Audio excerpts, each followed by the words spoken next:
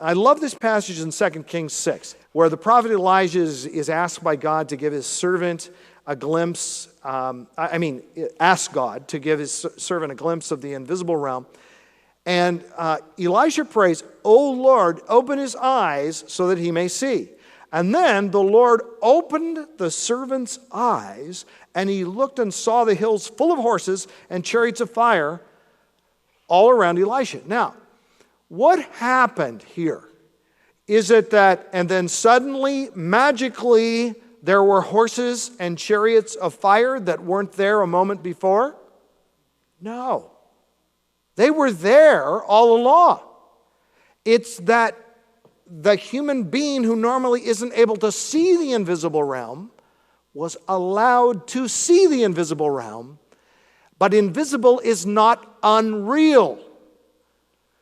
If I walked out of that door, and if it was closer I probably would, to illustrate it, but if I walked out of that door, all right, I'm walking out of that door.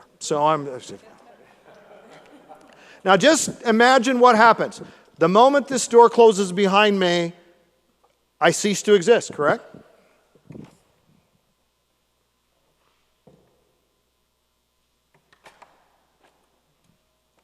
Well, wait a minute.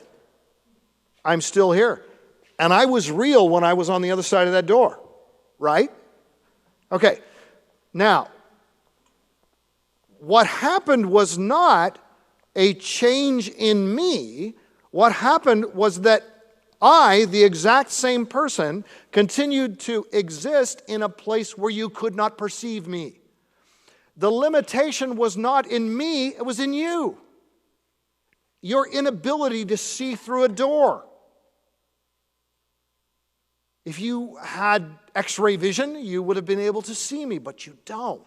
Okay, so when someone dies and then they're no longer here, the sense is, oh, well, they've ceased to exist. Unless we have a revelation of God that is confirmed in other ways that tells us, no, they're still there. The invisible realm is there. If our eyes were open right now in this room, are the people in this room the only beings in this room? No. There are angelic forces and presumably demonic forces at war in this room right now. If our eyes were open, I think the first thing that would happen is we'd be frightened in the extreme.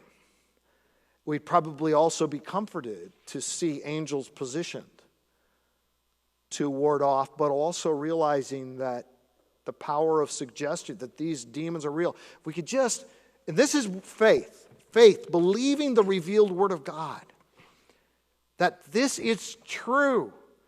We tend to think with tunnel vision that just because we can't see stuff, it doesn't exist.